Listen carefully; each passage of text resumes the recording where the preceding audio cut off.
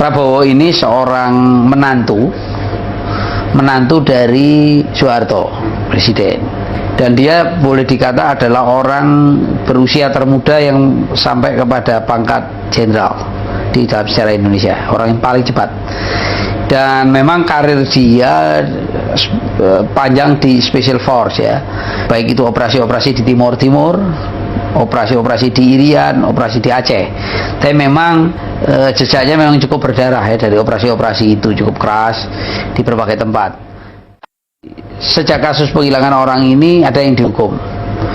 Pertama dari Special Force ya, dari Kopassus. Ada 11 orang Kopassus untuk apa yang disebut tim mawar penculikan terhadap 9 orang sorry.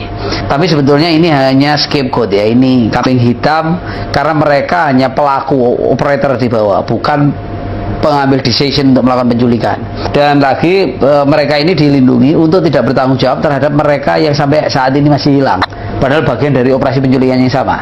Jadi mereka hanya dihukum karena menahan orang yang awalnya diculik kemudian sudah dilepaskan, ada 9 orang. Itu prosesnya. Di samping itu memang ada 2 orang jenderal ya, dan 1 orang kolonel yang dicopot jabatannya karena kasus penculikan ini.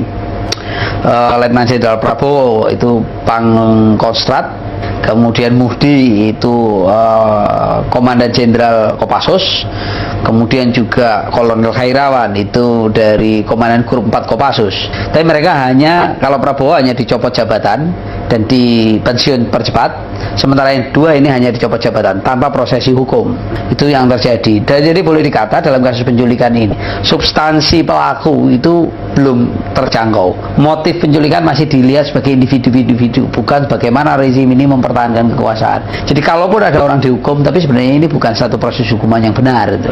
Cuman ini karena tekanan begitu besar dari masyarakat sehingga harus diakomodasi sebatas yang mungkin oleh militer dianggap aman bagi dirinya.